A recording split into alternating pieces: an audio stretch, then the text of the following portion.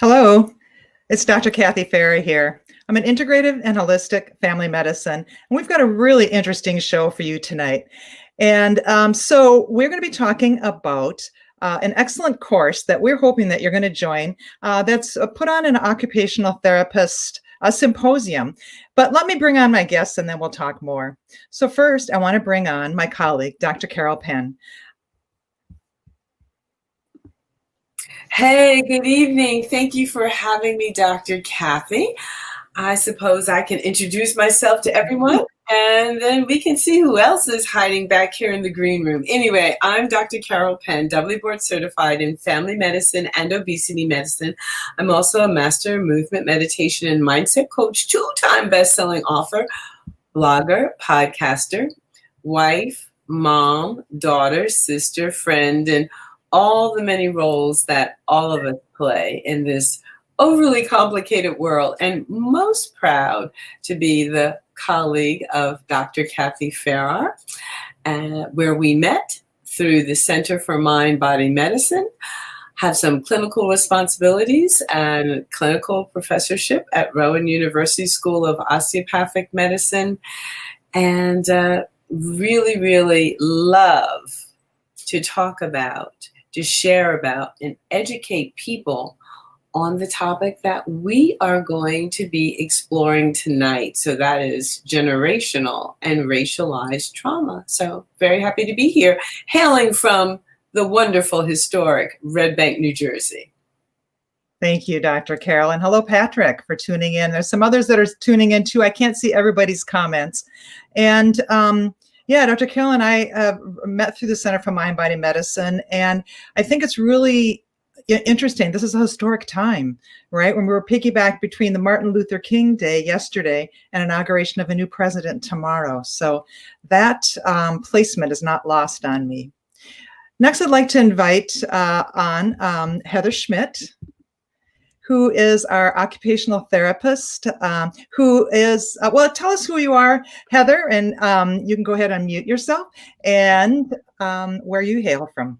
Sure. Thank you, Dr. Kathy, for organizing this, and Dr. Carol for being a part of the discussion and presenting at our symposium. So I'm Heather Schmidt. I'm an occupational therapist. I've been an OT for around 18 years, and all of my career has been spent in pediatrics. I originally started in an outpatient clinic, and the majority of my career has been spent serving students in schools. And I met Dr. Kathy about 10 years ago at Camp Avanti, which is an OT intensive treatment model embedded in a camp setting for children with sensory processing disorders. And so Kathy's very familiar with us as OTs and has been there. Gosh, I don't even know how many years you've been there, Kathy. You've been there ever since I've been there, and I've been there for over 10 years. I am the founder of Integrative Therapy, which is a small company that provides occupational therapy services to charter schools in the Twin Cities, Minneapolis, St. Paul, Minnesota metro area. And so I live in a suburb of Minneapolis. And I also started a continuing education company a few years ago called Integrative Education. And this past year, we've dove headfirst into online webinars, and our primary offering has been annual symposium. So historically, it's been live. This year in 2021, we're excited to offer it virtually. And we have a new platform that we're really excited about that allows for networking and exhibitor visits. And Dr. Kathy and Dr. Carol are presenting their 2-day course at our symposium in February. So I'm very excited to be talking about this topic and having both of you ladies to be part of that event. Thank you, Heather. And as you can see, we have very ambitious people on this panel. And I think what's particularly exciting is that, as you said, this conference has usually been in Minneapolis, which, sometimes other people don't want to come to Minneapolis in February. And this way you can just, trundle into your living room and join us. And hello, Rebecca. Good to see you on as well. And now I want to introduce Victoria, another occupational therapist who not only is able to contribute as an occupational therapist, but she's also attended several of our courses. So welcome, Victoria. Hello, good evening, everybody. My name is Victoria, and as Dr. Kathy said, I'm an occupational therapist. I've been an OT for about 13, 14 years. I specialize in physical dysfunction, pediatrics to older adults, geriatrics. I am focusing right now in the home healthcare sector, but I've done the hospitals, the outpatient clinics, SNFs, you name it. But my niche, I think it is in home care. So, Which yeah. continuing COVID, right? Yeah. Yes. Okay. Thank you very much, Victoria. Yes. And by the way, you'll see my guests occasionally looking down because they're also doing watch parties on their Facebook feed. And if at any point you want to greet some of your guests, feel free. There you go. So it's not that they're, not trying to be attentive. What I really want to do to start out with is that maybe everybody knows, that an OTR is a registered occupational therapist, but maybe not. So, Victoria, I was going to ask you first. Tell us a little bit. That you do home care in particular, but tell us a little bit more about what does an occupational therapist do? Good question. You're not alone. If you do not understand what an occupational therapist does, you're not alone. First of all, what is occupational therapy? Occupational therapy is part of the allied health professional. We're under the healthcare umbrella. What is health? What is allied healthcare? What is allied health? If it is not dentistry, if it is not nursing, if it is not medicine, and there's another one, dentistry, pharmacy. Anything else is allied health, and that's where we fall under. Occupational therapy works with any individual who has an illness, a disability, or an injury. And we help you accept, understand, and help you live your best life. So it's a case of we understand the healthcare goals and your life goals and blend it so you become a whole, independent, safe individual living your best life. Great. Heather, oh my, I sound like Darth Vader. Heather, anything you want to add, especially with your specialty of pediatric? Sure, I will just piggyback on what Victoria said. I think she did a beautiful job of describing occupational therapy. And what I love about being an OT is that there's so many different roles and there's different ways to live your best life, and we always go back to function. And so for us in pediatrics, if you're working in a clinic or in the community, you're supporting that function both at home, in the community, and school. We primarily support children with self-care skills, motor skills, executive functioning skills, attention, behavior, gross motor skills, fine motor skills, handwriting, all of those different pieces. And in the schools, children need to be able to function and access their education, and that's how we're really supporting children in the school realm. And like she said, we've had the good fortune of being able to hang out at camp in the summer too, so kids can succeed at camp as well. And so here's a few of our comments. Patrick is saying hi to Rebecca, so we can say hi to both of them. Hello, Joe. And yeah, OT, increased quality of life and increased independence. I went to the AOTA, Association of Occupational Therapy Associations website to see what were they saying. Did they issue a statement on justice and systemic racism? So I want to really kind of shift our conversation now from not just what OT is, but why is thinking about racism important, not only in the healthcare field in general, and our society, and with our occupations, and with OT in particular.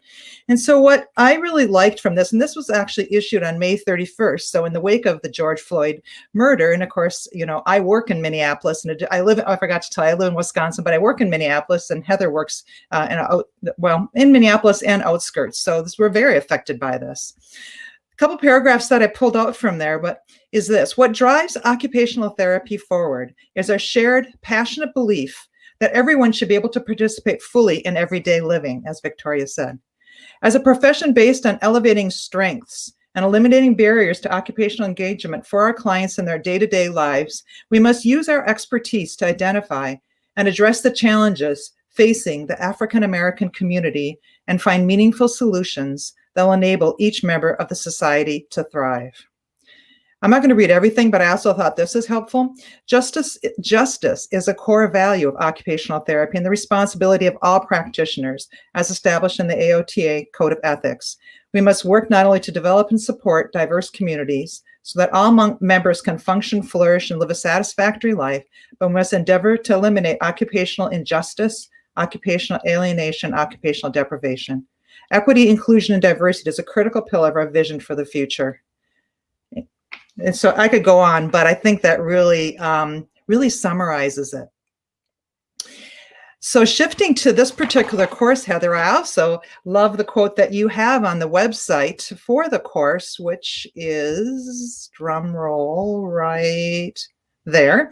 You quoted Maya Angelou, "Do the best that you can until you know better. Then when you know better, do better." I love that. So Heather, if you'd say a little bit about what made you decide to include this, because there was a lot, I mean, you have a lot of things, a lot of topics that you can include, whether it's balance or, you know, the hot new things that are going on in OT. So tell us a little bit about that.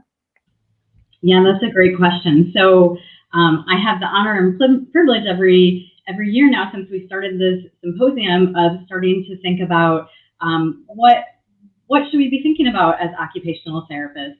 And when we were starting to plan, the symposium was right around the time that George Floyd was killed.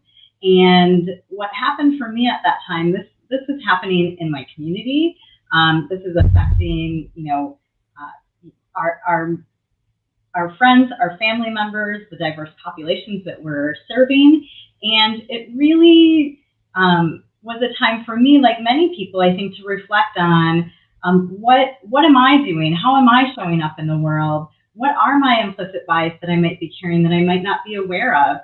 And starting to think about that and look at resources and just trying to be more thoughtful as a person and as a therapist.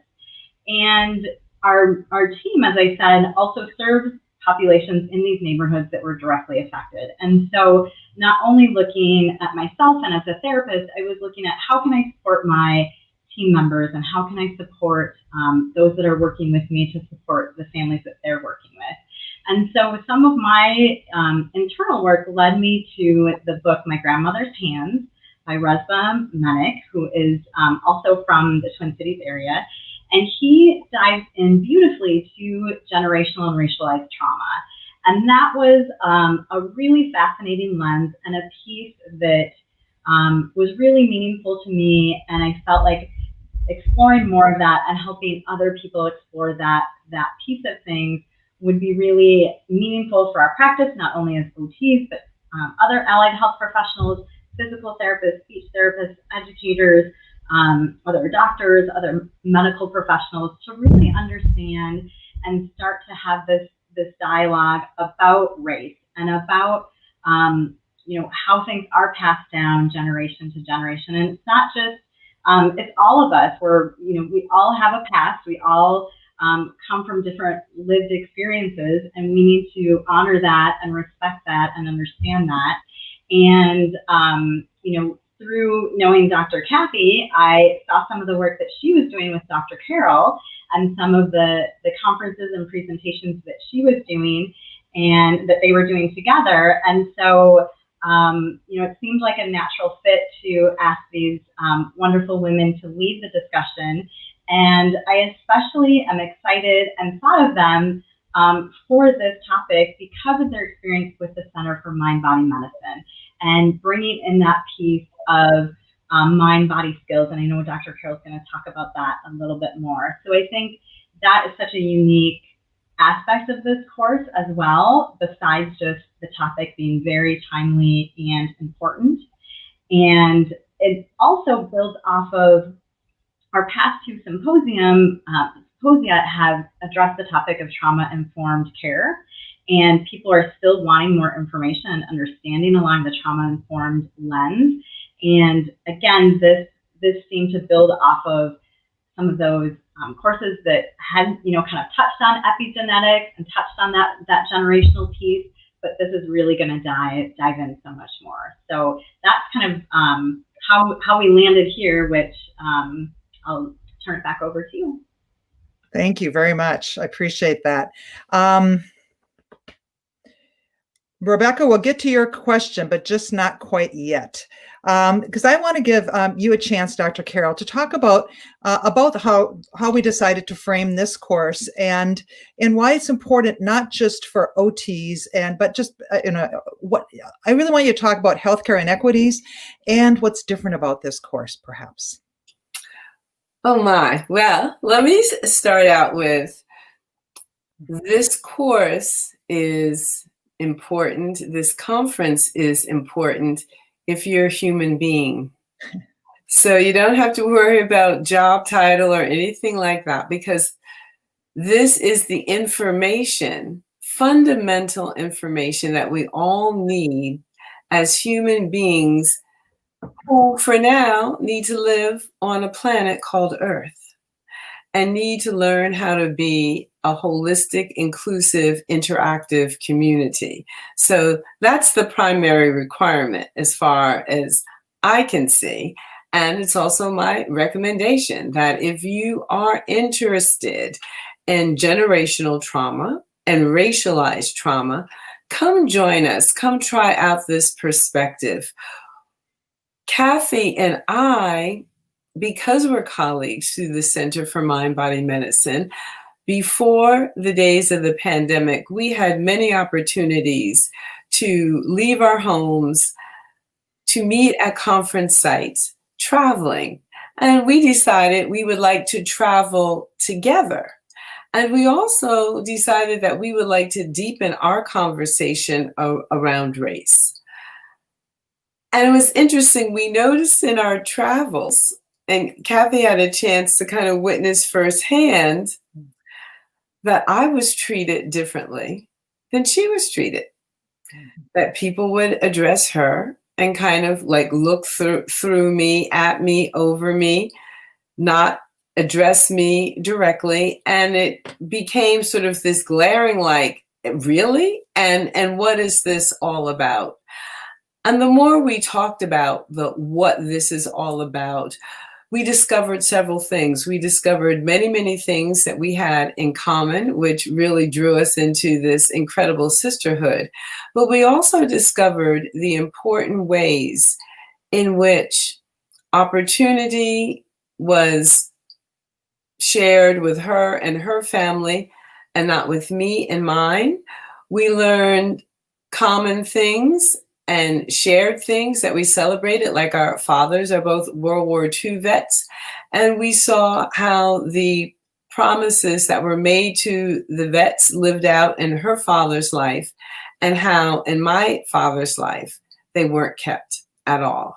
So we were able to talk about these things and come to an understanding. And at some point, the cup was so full, it became obvious that we could share this, that maybe the conversation that we were having and maybe the insights that we were having would be useful to other people. And that's really how it started. And it's an opportunity for people to take the chance to have a friend that doesn't look like them, or maybe it's not where they are from, has a different ethnic background, or we're still using the term race, so we'll say a different racial background, and find out all the things, all the commonalities, but also the important differences and why those differences are so significant in a person's life. Now, the course. One of the things, because of our work with the Center for Mind-Body Medicine, we just didn't want to be two talking heads spewing lots of information. And it's all important. The history is important. Knowing how, for example, the GI Bill, how it benefited some, but didn't benefit others. And how it's like, here's the parting of the roads. Here's where things get difficult. Here's where things get complex. And we know that can leave people absolutely exhausted and feeling, oh my God, I don't want to deal with this at all. I don't want to continue in this conversation. It's too painful. It's too difficult. So we looked at the research, we looked at the neurobiology, and we looked at what are the things that are going to calm, soothe, and settle the nervous system so that a person can stay in a difficult conversation, so that a person is willing to explore. So we primarily looked at meditation, breath work, and certain types of movement, such as Qigong, Tai Chi, yoga, that really help to settle the nervous system, specifically the autonomic nervous system, balancing that fight or flight against the rest and digest, and bringing up a little bit more of the rest and digest, just so a person can rejuvenate, so that they can come to composure and begin to settle down and look at and discuss the hard thing. Because if you also look back in history, it's been difficult in our history for us to discuss the hard thing. Just think about it in your own family, having nothing to do with race, and how many conversations are avoided or not had, or they're had poorly because people are so pent up, they're afraid, and they don't want to discuss the more difficult issues. Well, if you can be calm, if you can come from your higher ordered thinking skills, you'll do a lot better in facing the difficult. So we base the interspersing with the history and the difficult and the role playing in our course with these evidence-based skills to calm and soothe the nervous system so that we can evolve and go forward. And perhaps we might even end racialized trauma and intergenerational trauma through discussions like this. Beautiful. See why I like to partner with her? And it's been, and it's been an evolution, and it's been, so I certainly know for myself as I, because I continue to make my mistakes. I think I've put on this earth to make mistakes, right? If we have it figured out, what will we be doing here on earth? And it's helpful, I think, to be able to be in a space where as I discover something, I hear many of my friends have said, especially, since May, I'm so afraid of saying anything because I'm afraid I'm going to say the wrong thing. Mm-hmm. So imagine yourself in a space, in a breakout room where we have very kind and honorable, we're all there together to learn from each other, where you can actually have conversations and use the skills that Dr. Carol talked about to really bring us into the present and to move through emotion that you might be feeling. So Victoria, you've not only, you have, well, actually, I'm going to throw up a few of these comments. I'm going to get to your question yet, Rebecca, but I also want to put DMs up here. Community service through an army of informed, aware, and passionate wellness providers. Yes. Wow. Yes. And thank you, Don, for joining us. And you go on to say that this is a history lesson for me. Oh, we do include history. And it's not the history that I learned, by the way. And Rebecca actually adds, your friendship and professions are epitome of two Americas fusing into the bridge, into a connection through many different lenses, true healing. Thank you all. So well, Victoria, I keep saying we're going to do Rebecca's question, which is a little bit of a shift, and we'll come back. So her question is, how do we encourage people of color to engage in these careers of OT, PT, psychotherapy, medicine, right, Carol? What's the outreach that needs to happen to inform people of these possibilities? Platforms like this. Yeah. Starting from an early age, making people understand there's more to life than the specific law, or you must be an engineer, you must be this. We have to broaden the perspective of the children. And platforms like this is one of the good ways of making the kids know. Like, I will tell you this. If you ask people what occupational therapy is, you get a blank stare. They don't know what we're talking about. The first thing you hear is, I don't want a job.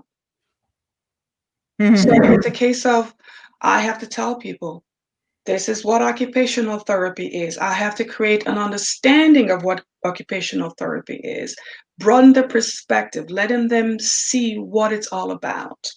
And then they go, oh, I never knew that. I thought it was, no, it's occupational therapy. And that's why I said, in the beginning, I said, every disability, every illness, any injury that you have, and you want to live your best life, you want to live a productive life, you want to live an independent life, we use the holistic approach. We help you blend your health goals and your life goals so you become independent.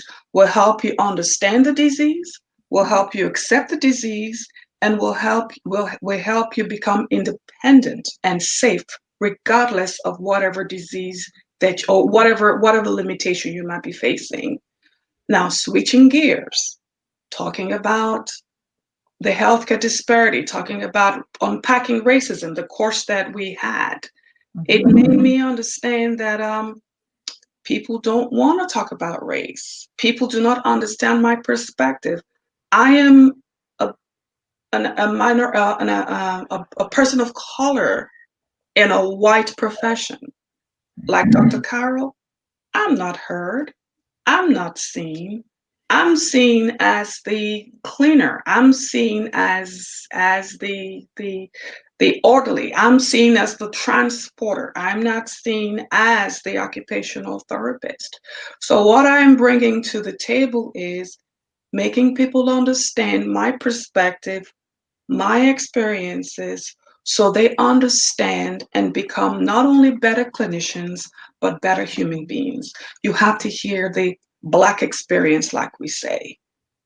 Okay, we have to understand the Black experience.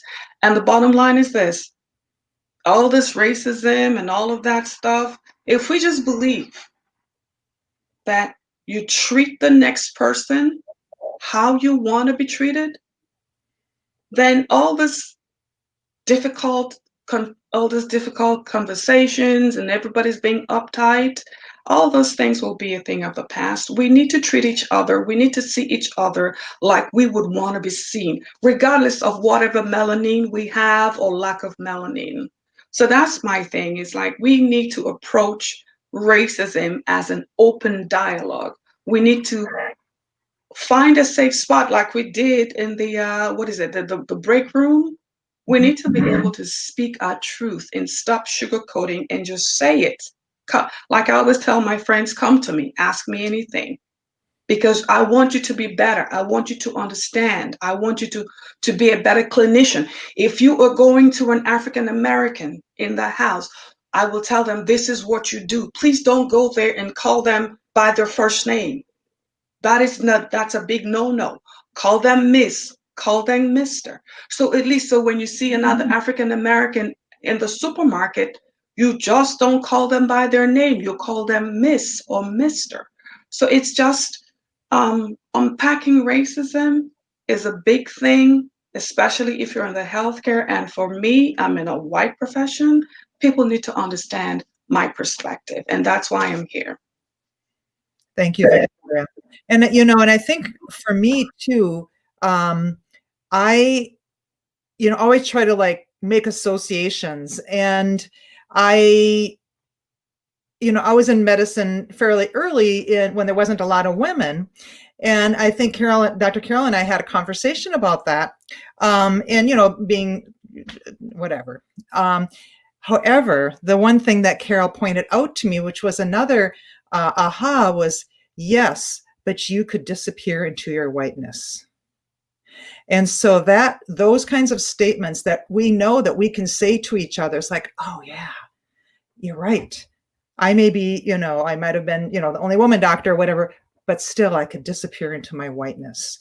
And so those are the types of things, the type of experiences that I don't know because I don't have them. We're getting thank yous. Carmen Redpath says, thank you, Victoria. Don says, racism is an open dialogue. DM, we have to put this one up, DM. After foot surgery, Victoria came to our home and guided me to relearn the basics I had taken for granted. She taught me how to walk again. Thank you. Now I can dance. All right. Heather, anything you'd like to add to what we talked about? Yeah, I have the opportunity to participate in the Unpacking Racism course that Dr. Carol and Dr. Kathy offered in the summer, and it was really helpful for me to hear that perspective and hear hear different experiences than my own, to allow me to have some insight to the different experiences. And I think your friendship that you talked about and traveling together and seeing how Dr. Carol was treated in the same situation as you, Dr. Kathy, those types of stories and insights were really helpful for me to just look through someone else's eyes and have that respect and have that just that eye-opening experience. I feel like hearing firsthand experience, I just had no idea that is still so blatantly, people are treated so blatantly horrible. Like, just, and again, as a white woman, I don't have that lived experience. And so I really appreciated in the course the opportunity to hear different perspectives and deepen my understanding of what others are experiencing here in the United States and my neighbors. And so that was really helpful to me, and I really appreciate all of your sentiments tonight, Victoria. I think people need to hear that and need to hear different people's perspectives and stories. And so I think this course also has that opportunity. And the other piece that I appreciated from the Unpacking Racism course was that historical perspective and starting to understand, where did this concept of race come from, and having that historical perspective of what happened in the United States and what continues to be happening in the United States. So I know that's a piece that you're going to pull in as well into this course. I know there's similarities and differences between the course you're going to be offering in the Unpacking Racism course, but there is some overlap. So I did want to share my experience there. Right. Carol? Yeah, I actually have a question, reflecting back on the question that Rebecca asked about, why aren't there more persons of color in occupational therapy, physical therapy, and psychotherapy? And this is something that I think could be helpful to our audience. And probably Heather and Victoria can answer this. What is the difference between physical therapy and occupational therapy? Some people don't know or think they're one and the same. I can tell you, in my husband's recovery, he worked with both a physical therapist and an occupational therapist. And of course, you're meeting the occupational therapist because it was, in fact, Victoria. So what is the difference between physical therapy and occupational therapy?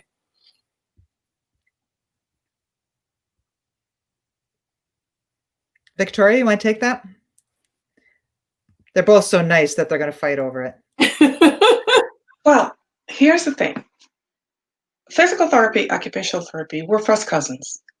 We have a lot of gray area, okay? Physical therapy, body mechanics. Your body mechanics. Anything that is wrong with that body structurally, look for the physical therapist. They will help you get better. Occupational therapy, on the other hand, we are mind, body, and spirit. It's more of a holistic approach. It's more of your emotional, your spiritual, your body mechanics, right? It's mind, body, and spirit meshed in one. So we're cousins, but we're different. And again, back in the day, occupational therapy was just arts and crafts and painting. No, we've come a long way. Okay, we're also into the body. Like if you've got a wrist, if you have elbow, if you have shoulder injuries too, occupational therapy is involved in that. So the best thing I tell people is this: a physical therapist will get you from point A to point B. Anything that you need to do with the body to get you from point A to point B. If you need crutches, if you need a walker, if you need whatever you need, if your gait is messed up, physical therapy will get you from point A to point B safely. Occupational therapy will take over when you get to point B. We will show you what to do, when to do, how to do it, and if you should do it when you get there. I don't know if that's clear enough. Physical therapy will get you from point A to point B. Occupational therapy will show you what to do, when to do, how to do it, if you should do it when you get to point B. So, Heather, you want to add to it? Yeah, I mean, I think can you guys hear me okay? Yes. Okay, is that better, Dr. Carol? Okay. Sorry if earlier it was hard to hear me. Yes, I would say, with pediatrics, from that perspective in the school system, our PTs are looking at exactly what Victoria was talking about, getting you from point A to point B. They're making sure they can go up the stairs. They're making recommendations on mobility. And for us as OTs, we're always going to that functional piece. So we're looking at how are they functioning in the classroom? Not just are they able to walk around the classroom, but are they engaging with the material? Are they producing work? Are they attentive to what they're doing? So it goes back to that function piece, especially for children. And in the outpatient pediatric world, PTs are looking more at that physical piece only. And that is where there is some overlap between OT and PT, which is, I think, where people get confused, because sometimes it can look and feel really similar, but we as OTs are always going back to function. And how is this disability? How is this disease? How is this injury? How is this developmental delay impacting your function? And that's what we base our goals around. And often we're modifying, the task, we're modifying the environment, or we're, helping to improve your actual skills to be able to accomplish that functional piece. Thank you. One thing I've noticed is that because I'm doing many more virtual visits, including at children's, it's like I get to do home visits, as I'm, on this little square here, right? So I get to see children in their homes. And I think one thing, as I've been teaching the courses and experiencing the courses, is that I'm more likely to perhaps say right or wrong, if in particular, not long after the George Floyd murder, I was seeing a lot more difficulties with kids falling asleep at night, and in particular children Black children. And I would be more easy to say, how's that been for you? And, sometimes they'd be a little bit like, and actually, it's really hard, and they would have an opportunity to, and I'm not sure a year ago I would have asked that, or I would have even either thought to ask or have been too uncomfortable to ask that. And that clearly has, what's around them, not just in this square, but in the community, plays such a big role in how our children and our families are functioning.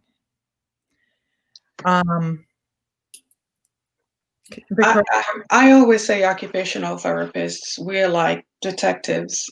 Mm-hmm. We walk into a situation, we have to understand that medical condition. We have to understand that physical condition. We have to understand the injury. We have to understand the disease. We have to understand all of that. We have to know the background information of all of that. So that's where the scientific, the medical background, all that comes into play. Then we have to say, okay, this is the problem. We have identified the problem. How do we make this problem not a defining factor? How do we make that person still function at their best? I always say, just because doesn't mean that's it.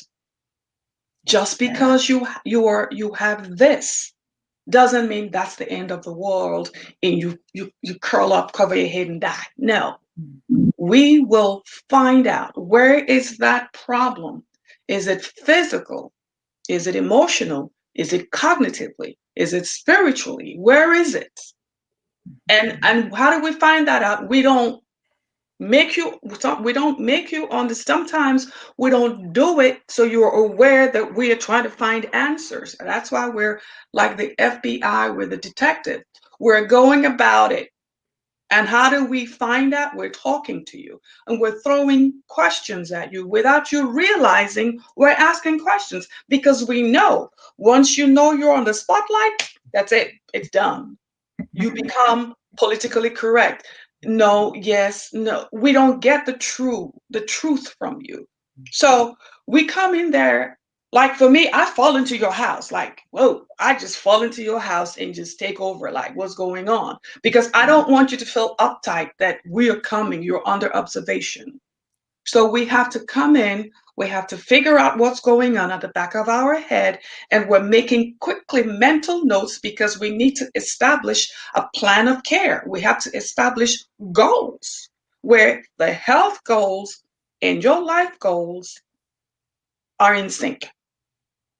So that's why I always say occupational therapy is an offspring between science and arts.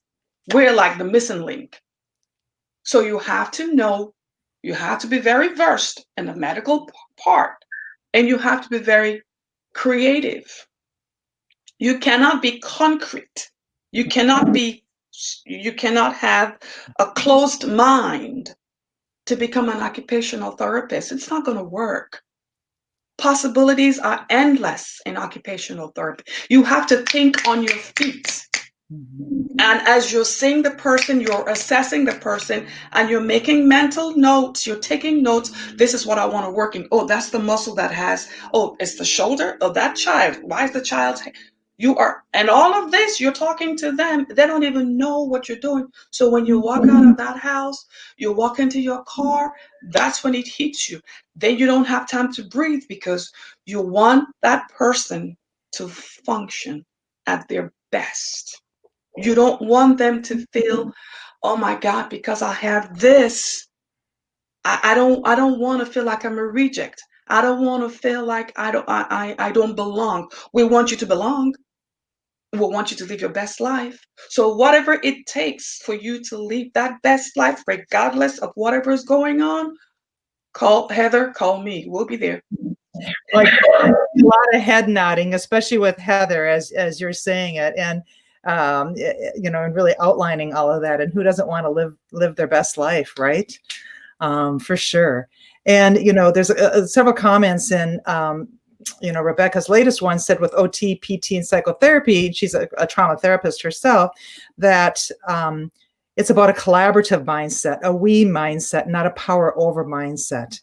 And I would venture to say that would be a wonderful way for us to really be living our lives in general, right? Mm-hmm. And we've got some comments from Ali on this great discussion. There's a couple of folks here that are talking about perhaps being shielded from racism or shielded from their history. And this course gives us an opportunity to really look at our histories, but to look at them really with really from a mindful lens, not from a shame-based lens. I think that this is really important to us because we can go to shame pretty easily. At least I know I can.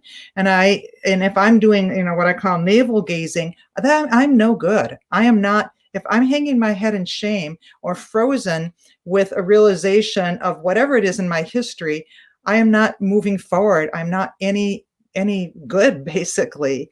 Carol, do you want to add to that thought? Well, in listening to the conversation, and thank you, Heather and Victoria, for just, opening up your world and sharing so deeply with all of us. I am curious as to how many occupational therapists would you say are culturally competent? And then also, who gets the services? So is occupational therapy, for example, a service that that a lot of African Americans, Latinx, Latino, Asians, do we see persons of color, and to what degree? So we certainly see it in the world of medicine as to who gets access to what.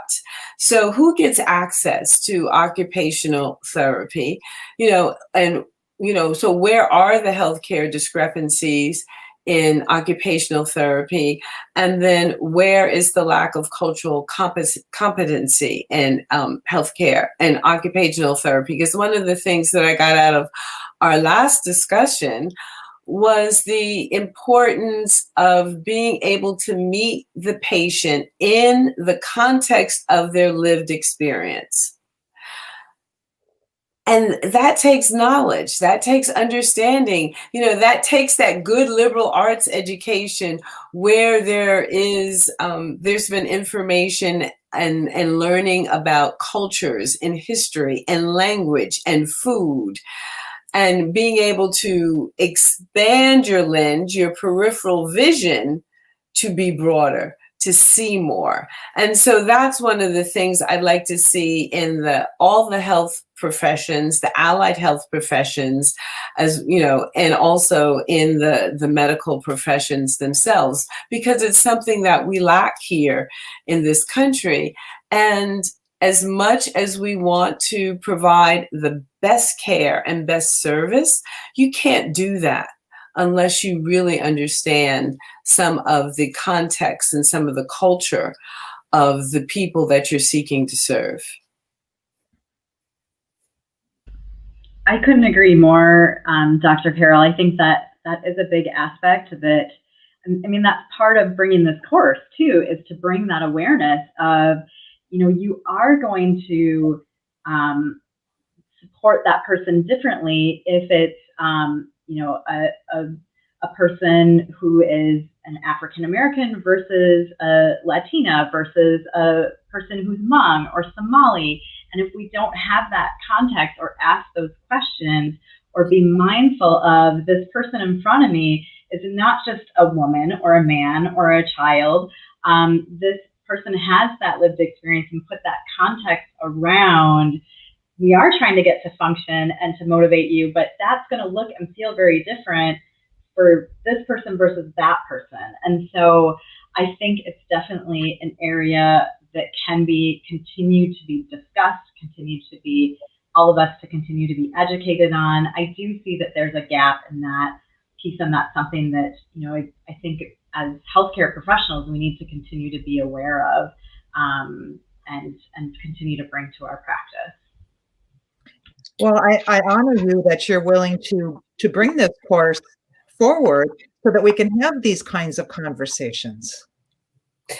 And I really hope that people will take the course, from that point of view. I always say, if I have 10 40-year-old females in front of me of whatever race, ethnic background, and I've looked and they all have elevated blood pressure. We lost Heather. Oh, well, hopefully she'll jump back on. She hit the wrong button. But I can tell you, I need to understand the context and the lived history of all of those 10 different 40-year-old women, and not just write the same blood pressure medication. I need to be able, what's the movement this one needs? What's the food this one needs? What is the blood pressure medication this one needs? If, in fact, the person needs to be on a blood pressure medication at all. And that, to me, is, I really recommend, that's the approach that we need to take to all of our patients, all of our clients. As the professional, get curious about the person that's in front of you. And if you don't know, be comfortable enough with yourself to ask the question, What feels good to you? What makes sense to you? What feels supportive to you? And not just assume. And I think, that's a missing also. A lot of healthcare professionals make assumptions about the person in front of them, particularly if that person is very different than they are. And instead of asking, they make an assumption. And then that's where the injury begins. That's where the insult begins. And you wonder why the person's not improving. Why isn't the person getting better? Why isn't the person doing what you're asking them to do? And part of it is the wall that got built by the assumptions. And that's something that we can be aware of as healthcare professionals. And we don't ever have to build the wall in the first place. We can simply ask a question. And the be curious. Be curious. Right. I hear you. For me personally, I meet them in the houses. I go to their houses. Mm-hmm. So when I knock on that door or ring that bell, I better be in my best behavior. Scaling it back, African Americans are on the short end of the stick when it comes to occupational therapy.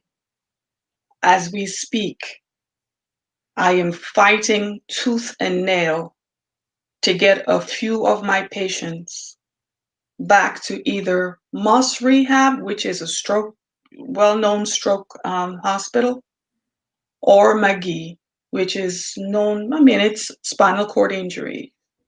I'm fighting for them. I've asked for help and no help. So basically, I've just called the surgeons and the doctors directly because it's a case of there's nothing we can do. It's clear this person needs intensive inpatient rehab. Or I get, like I said before, I don't want to go into the neighborhood. My husband doesn't want me to go there. But that person has a stroke. That person just had an amputation. You don't want to go there? Or when you go there, perfect example, just happened last week. The guy didn't have any medicines. Yes, he's in the inner city, didn't have any medicines. He had clinicians who went there. We didn't feel safe. So it was a 10-minute affair and they were gone. I showed up. The guy had pneumonia. He didn't have $26 to go pick up his medicine. So he hadn't taken his medicine in 7 days. Nobody asked him that question. Discharge, discharge, discharge, discharge, discharge. I spent 2 hours with that guy because I said, we're going to get you your medicine. Out of my pocket, I paid for that guy's medication. I'm the only one on that case right now because people are too scared. And the guy said, I walked somebody out because they talked to me in a very condescending manner. So I think African Americans, people of color, Latinx, those are the communities I said, and this is the reason why I left. This is the reason why I left the hospitals. This is the reason why I left outpatient clinics. This is the reason why I'm in home care, because I got to fight for the people who don't have a voice. Again, I told you guys the other day, I'm treating this patient with a spinal cord injury, corner of my eye. The 1-year-old nephew basically has been told, just go home and die. So I'm treating a patient, but at the corner of my eye, I'm working with a 1-year-old child, telling the parents what to do, what not to do. And then the insurance, they're telling me, oh, you only have 30 days. Why do I only have 30 days with this person? And that person over there has 90 days. 90 days for what? So this is my frustration. If only we could just treat if we could just ask questions. Because first of all, if the woman is 70 years old and you walk into the house and you go, Lydia, get out. You do not call an African American woman by her first name, Miss or Mr. But people do not understand that. You walk into their house, hey, Miss Lydia or Mrs. Peterson. Don't go Lydia, because if that Miss Lydia's daughter is in there, already you've lost that trust. They don't want to deal with you anymore. So no matter what you're saying to them, they're not listening. So this cultural unpacking racism, cultural sensitivity is very crucial. If we want to get the desired results, if we want to get the desired outcomes, if we want to feel like we're making a difference in somebody else's life, you got to find out about the culture. You got to find it about that person, their likes, their dislikes. Well, one thing is respect. If we respect each other, if we treat each other the way we want to be treated, again, I'm saying this again. If we treat each other, if we don't see color, if we don't see neighborhoods, if we don't see insurance, if we just see that person as a human being, because no matter what we do in life, we are human beings first.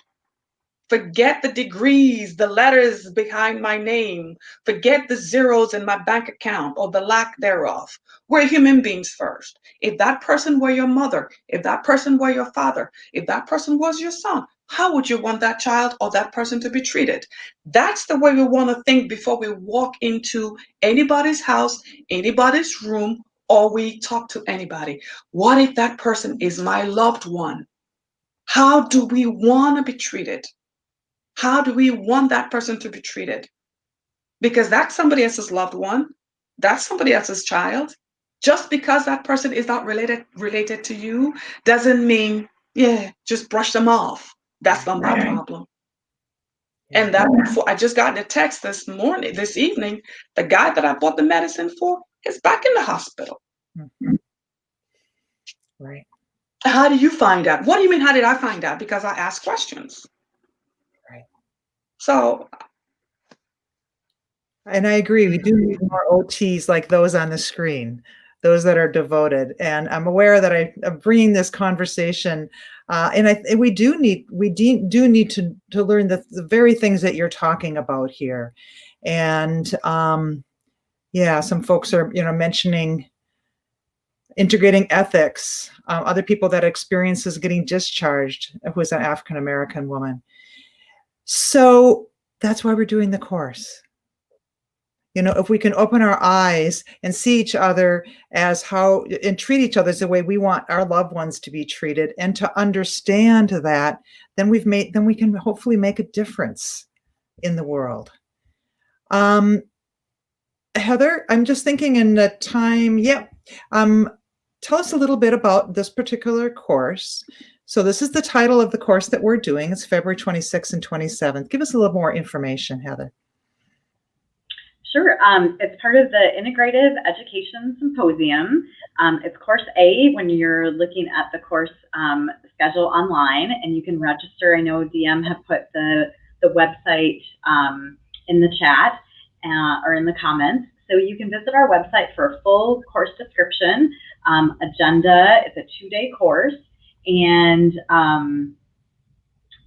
what I appreciate about the way Dr. Kathy and Dr. Carol have the course set up is that there's going to be breakout rooms, there's going to be active experiential activities, so they will do the breathing activities with us, they'll do imagery, they'll do movement, those are going to be incorporated throughout the course, and live discussion. So even though it's a 2-day course and we're online, I think it's going to be really interactive and engaging during the course. And then something new that we're doing this year for each of our courses is we have a community of practice session a couple of weeks after the symposium. So oftentimes people will go to a course, they dive into information, and then they really need to go back and make it meaningful and relevant to their practice and kind of sit with the information. And so we'll bring folks back together. Dr. Carol and Dr. Kathy will be at the community of practice. It's a 1-hour follow-up question and answer and discussion. And so that'll be an opportunity to further digest the information and further ask questions of the speakers. And if you can't make it to the course live, there are recordings that are going to be available. Some of the small group breakout rooms won't be included, but other pieces will. And both for live attendance and for on-demand learning, folks can receive they're an AOTA approved provider, so CEUs for all OT professionals and a certificate of completion for everyone else. And there's more information about continuing education on our website as well. So did I hit everything, Dr. Kathy, that you were hoping I would highlight? Yes, I think so. So I feel like this is the beginning or an ongoing part of our discussion. If you are, sitting there wondering, what can I do? And if it's something that you've really been pondering, particularly moving from 2020 to 2021, this is something you can do. And this is something you can do for yourself. This is something you can do for your community, for your family. And so we just really invite you to come be part of the discussion.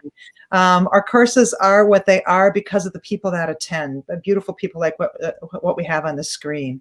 So feel free to reach out to any of us. Carol's website, Dan will probably put it in for you as well, but it's drcarolpenn.com. My website is kathyfarahmd.com. And if you are interested, if you have trouble sleeping, by the way, I offer you for coming and listening my guided meditation on sleep. You just text the word sleep, SLEEP, to 55444. That's about a 5 or 6 minute audio. I don't want it to be video because we don't want the light to keep you awake. So just text sleep to 55444. And that's my gift to you for attending and being with us tonight. And that includes those of you that are listening after the fact. So here's the course again. Yay. Disrupting generational racialized trauma. What you bring to the table matters. And thank you to my wonderful guests and for all of you attentive folks that are listening now and that are listening later. And I really believe that that we can make this world a better place. So thank you. So I'll end the broadcast and my guests stay on, please.